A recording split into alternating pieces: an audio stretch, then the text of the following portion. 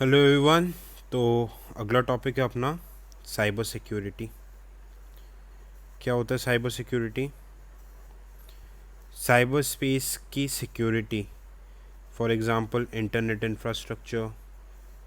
ठीक है, गवर्नमेंट का जो गवर्नमेंट के वेबसाइट्स वगैरह रहते हैं, critical infrastructure, for example nuclear power plant के वेबसाइट्स, बैंकिंग के जो सॉफ्टवेयर्स, इन सब की सिक्योरिटी डैमेज होने से, ठीक है, सीज होने से या फिर किसी चीज़ से बचाने के लिए इसको साइबर सिक्योरिटी बोलते हैं। यहाँ पे जैसे लिखा है कि साइबर स्पेस में सारी चीज़ें होगी, फ्रॉम अटैक, डैमेज, मिसयूज और इकोनॉमिक स्पियोनेज। ठीक है, तो इसमें क्या रहता है, साइबर स्पेस एक्चुअली में होता क्या है, ये एक तरीके का इंटरडिपेंडेंट आईटी इंफ्रास्ट्रक्चर है, telecom services, internet, computer system, anything. Basic definition है, बेसिक डेफिनेशन आपसे कोई नहीं पूछने वाला, but still you should know कि साइबर सिक्योरिटी होती क्या है। अब अगर हम अगले टॉपिक में देखेंगे कि साइबर सिक्योरिटी, साइबर मतलब अटैक्स के टाइप्स कितने टाइप के होते हैं, कितने टाइप्स के साइबर अटैक्स होते हैं, साइबर वॉरफेयर कितने टाइप्स के होते हैं। सबसे पहले हो गया साइबर वॉरफेयर। इसमें क्या रहता है, स्टेट गवर्नमेंट जो अटैक करते हैं information system of other countries for disturbing this critical infrastructure. Example के तौर पे समझाता हूँ, चाइना ने इंडिया के इसरो के वेबसाइट पे अटैक किया, इंडिया के प्लान्स चोरी कर लिए, इंडिया के प्लान्स ऑपरेशनलाइज होने से रोक दिए, तो this is known as cyber warfare. या फिर चाइना ने या फिर पाकिस्तान ने इंडिया के रेलवे के सॉफ्टवेयर इंफ्रास्ट्रक्चर पर अटैक किया, डिटेल्स डिस्टर्ब कर दी, ट्रेन की टाइमिंग्स वगैरह डिस्टर्ब कर दी, this is known as cyber warfare. अब क्या हो गया, अगला एक टाइप होता है फिशिंग। फिशिंग क्या रहती है, एक अटेम्प्ट रहता है, इसमें ईमेल भेजा जाता है। ईमेल पे अगर आप क्लिक कर दोगे, किसी भी इंसान को ईमेल भेजा जाता है, तो उस ईमेल से आपके एक वायरस रहता है, वो आपके पर्सनल इन्फॉर्मेशन, फाइनेंशियल इन्फॉर्मेशन को कैप्चर करके मिसयूज़ कर सकता है। This is known as phishing. अगला आपका क्या हो गया, साइबर स्टॉकिंग। साइबर स्टॉकिंग क्या रहेगा कि आपको इलेक्ट्रॉनिक कम्युनिकेशन के थ्रू हैरास और डराया जाएगा कि भाई इतना पैसा दो, वरना ये आपका ये इन्फॉर्मेशन लीक कर दिया जाएगा, ये सारी चीज़ें साइबर स्टॉकिंग। उसी के बाद आएगा साइबर थेफ्ट। ये क्या रहेगा कि मान के चलिए ए नाम का कोई बंदा है, ठीक है, ए नाम के बंदे को कोई कंप्यूटर चलाता है। अब किसी और ने ए की आइडेंटिटी चोरी की और ए के बिहाफ पे इस कंप्यूटर को चलाने की कोशिश की, मतलब उसके आइडेंटिटी चोरी करके उसके क्रिटिकल इन्फॉर्मेशन, पर्सनल इन्फॉर्मेशन को सील करने की कोशिश कर रहा है, that is known as identity theft. Definition पूरी लिखी मिल जाएगी यहाँ पे। डिनायल ऑफ सर्विस, जनरली क्या रहता है, जो जनरली लोग भाग वगैरह किसी कोई भी पॉइंट सर्वर वगैरह इंटरनेट चला रहे हैं, तो किसी ना किसी वायरस के थ्रू जो रिसोर्सेज अवेलेबल हो उन रिसोर्स को अनअवेलेबल कराया जाता है, उसके ऑथराइजेशन को हैंडल या फिर स्टॉक किया जाता है, it is known as denial of service. ठीक है, तो ये चीज़ समझ में आ गई हमको। अगली हम बात करेंगे कि इंक्रीजिंग ऑनलाइन ट्रांजैक्शंस, मतलब कि एक्चुअली में रीजंस क्या क्या हैं। ठीक है, what are the basic reasons, what are the basic reasons of cyber attack. Cyber space इतना ज़्यादा क्रिटिकल क्यों होता जा रहा है? डिजिटल इंडिया, ऑनलाइन ट्रांजैक्शंस वगैरह बढ़ रहे हैं, तो ऑब्वियसली ऑनलाइन ट्रांजैक्शंस ये सब बढ़ रहे हैं, तो हैकर्स भी इसको इजीली हैक करके पैसा चोरी कर सकते हैं। इंटरनेट यूजर्स वगैरह बढ़ते जा रहे हैं, डिजिटलाइजेशन वगैरह बढ़ रहा है, ठीक है, स्मार्टफोन्स वगैरह बढ़ रहे हैं, लोगों के पर्सनल डेटाज इंटरनेट पे सेव हो रहे हैं, डिजी लॉकर, तो इसमें वनरेबिलिटी और बढ़ती आ रही है साइबर अटैक की।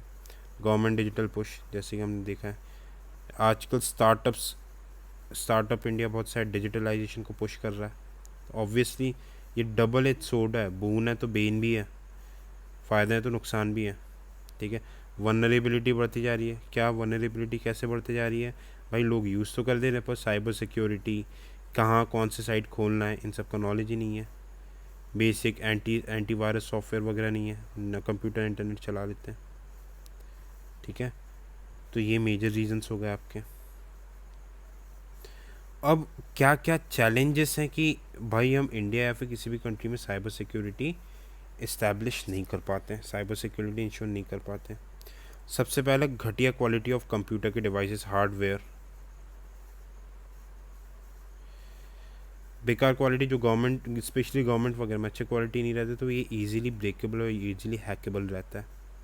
डिजिटल लिटरेसी नहीं है लोगों को, जो लाइव स्लाइड में मैं डिस्कस कर रहा था। मोबाइल तो ले लिया पर आपको ढंग से चलाना नहीं आ रहा, आपको पता नहीं कि कहाँ यूज़ करना है, अनऑथोराइज एक्सेस में जाना है कि नहीं, तो बहुत ईजीली फिशिंग इन सब टूल के, फिशिंग, डिनाइल ऑफ सर्विस, ठीक है, स्पैमिंग, इन सब के बहुत ईजीली शिकार बन जाते हैं। Non uniform standards of cyber security, state government के अलग है, कर्नाटका गवर्नमेंट के अलग है, फिर आपके यूनियन टेरिटरीज के अलग है, सेंट्रल गवर्नमेंट के अलग है, इंटरनेशनल नॉर्म्स अलग है, यूनिफॉर्म स्टैंडर्ड है ही नहीं। इम्पोर्ट, मान लो चाइना से आप हार्डवेयर मंगवा रहे हो कंप्यूटर का, चाइना ने उसके अंदर बग डाल दिया, एक वायरस डाल दिया जो आप डिटेक्ट नहीं कर पाया, पर जैसे आप कंप्यूटर चलाओगे आपके सारे इन्फॉर्मेशन चाइना के सर्वर में चले जा रहे हैं, ये इम्पोर्ट की दिक्कत। इंफ्रास्ट्रक्चर नहीं है प्रॉपर साइबर स्पेस को एकोमोडेट करने का, पैसा ही नहीं है। रिसर्च एंड डेवलपमेंट में सिर्फ अपना 0.69% ऑफ GDP हम स्पेंड करते हैं, बाकी पूरा इम्पोर्ट डिपेंडेंट रहते हैं। एजेंसीज़ में कोऑर्डिनेशन नहीं है, जैसे हम आगे साइबर एजेंसीज़ वगैरह पढ़ेंगे, उनमें आपस में कोऑर्डिनेशन नहीं है। जैसे हम इंटरनल सिक्योरिटी जैसे IB, रॉ, CBI में कोऑर्डिनेशन नहीं हो पाते, वैसे साइबर एजेंसीज़ होगी उसमें भी कोऑर्डिनेशन नहीं है। स्टाफ ट्रेंड नहीं है, कंप्यूटर लिटरेसी स्टाफ में भी आज भी कमी है as compare to western countries. अब देखो सर, गवर्नमेंट, ये सबसे इम्पोर्टेंट पॉइंट, गवर्नमेंट ने क्या क्या मेजर स्टेप्स लिए हैं। पहला स्टेप क्या है, national critical information protection centre, ठीक है। अभी नेशनल क्रिटिकल इंफॉर्मेशन इंफ्रास्ट्रक्चर क्या रहता है, जैसे कि air control, nuclear, space, rail, bank, मतलब वो sectors which are very important for life line और which are the life line of economy of the nation, they are called national critical information structure. तो इसके लिए एक अलग agency बनाई गई है, NCIIPC, ये इनके साइबर स्पेस को प्रोटेक्ट करेंगे।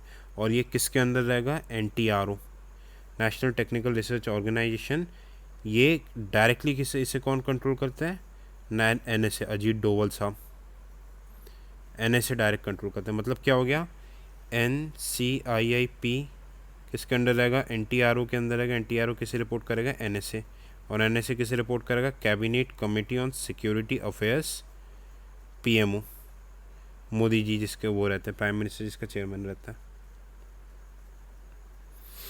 ठीक है।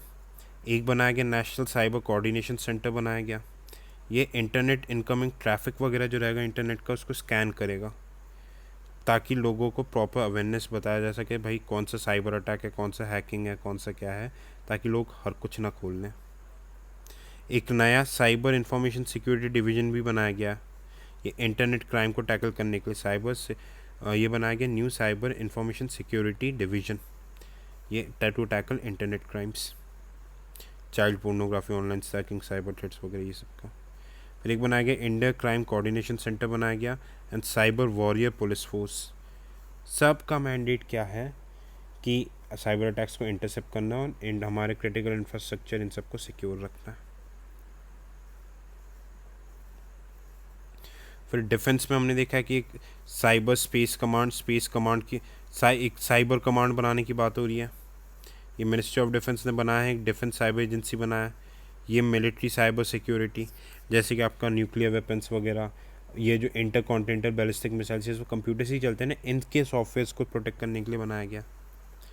फिर क्या बनाया गया, स्टेट लेवल पे इंडियन कंप्यूटर इमरजेंसी टीम बनाया गया, CERT, ये इंडिया का कम्युनिकेशन इंफ्रास्ट्रक्चर, मतलब इंटरनेट के सिक्योरिटी वगैरह के लिए, जो सिविलियन इंटरनेट वगैरह रहता है, कम्युनिकेशन वगैरह, उसके सिक्योरिटी, ईमेल वगैरह, इन सब के सिक्योरिटी के लिए बनाया गया।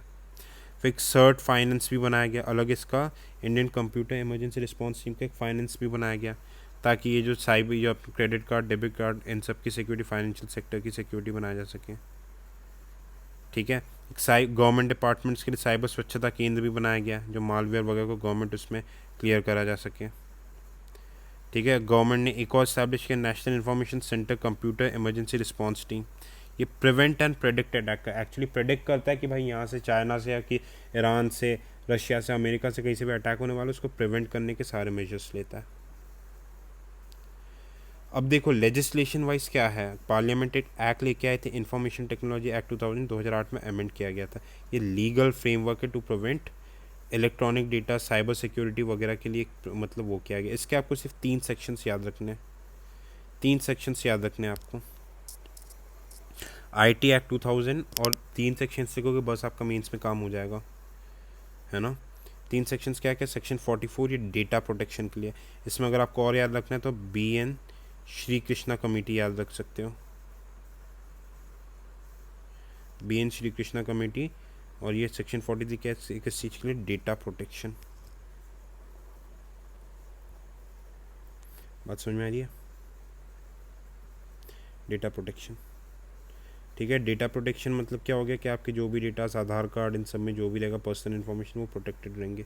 इसी के लिए BN Shri Krishna committee. Section 66 hacking और इससे रिलेटेड ऑफेंस के बारे में बताया गया, steps to prevent hacking, to spread awareness against hacking. और सेक्शन 69 हो गया साइबर टेररिज्म। साइबर टेररिज्म क्या है, टेररिस्ट लोग जो साइबर स्पेस को यूज़ करते हैं अपने रिलीजियस आइडियोलॉजी वगैरह को पूरा करने के लिए, ब्लास्ट वगैरह कराने के, इसको साइबर टेररिज्म को स्टॉप करने के मेजर्स। ठीक है, अब देखो इंटरनेशनल डोमेन पर हम देखेंगे बुडापेस्ट कन्वेंशन। ये यूरोपियन यूनियन ने बनाया था, ओनली बाइंडिंग इंटरनेशनल मतलब इंस्ट्रूमेंट है जो नेशनल लॉज को इंटरनेशनल लॉज के साथ क्या करता है, हार्मोनाइज करता है। अब देखो इसका क्या है कि कॉपीराइट्स के issues, computer related child pornography, violation of network security, इन सब से रिलेटेड है। इन सब के लिए कॉमन एजेंडा निकालेगा, कॉमन पनिशमेंट, कॉमन लॉ बनाएगा। To pursue a common criminal policy, cyber crimes के लिए कॉमन क्रिमिनल पॉलिसी। तो क्रिमिनल पॉलिसी एक कॉमन लेजिस्लेशन करके जिसमें जुडिशियल कॉपरेशन भी होगा। ठीक है, एक प्रोटोकॉल बनाया गया था, protocol on xenophobia and racism committed through computer systems. देखो जेनोफोबिया क्या रहता है कि मान लो इंडिया में अगर लोग हैं, ठीक है, अगर बांग्लादेशी लोग इंडिया में आके रह रहे हैं तो इंडिया के लोग क्या करने लगेंगे, उनको मार के भगाने लगेंगे। क्यों, इस डर में कि भाई वो हमारे रिसोर्सेज आके छीन लेंगे, हमें हमारे बच्चों के हक छीन लेंगे, हमारा डेमोग्राफिक डिविडेंड बर्बाद कर देंगे। इसको जेनोफोबिया बोलते हैं। ठीक है, एंड रेसिज्म के अगेंस्ट में इस प्रोटोकॉल को भी क्या किया गया। अब देखो, अब इसमें 56 मेंबर्स है, US UK, इंडिया ने साइन नहीं किया क्योंकि देखो इंडिया क्योंकि UN कन्वेंशन ऑफ माइग्रेशन का सिग्नेटरी नहीं है तो जेनोफोबिया को साइन नहीं कर सकता। और कॉमन क्रिमिनल पॉलिसी वगैरह हम इसलिए साइन नहीं कर सकते क्योंकि यहाँ पे अलग नेचर के क्राइम होते, सब कुछ सेम रहता है, सेम नहीं होता सारे कंट्रीज़ में। ये जो पॉलिसी है more is guided by the principles and policies of develop nations, where as India is a developing nation. तो इस वजह से इंडिया इसका मेंबर अभी भी नहीं बना है। बात समझ में आ रही है, ठीक है।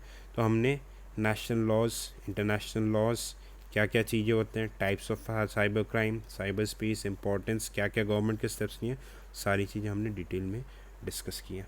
Thank you so much.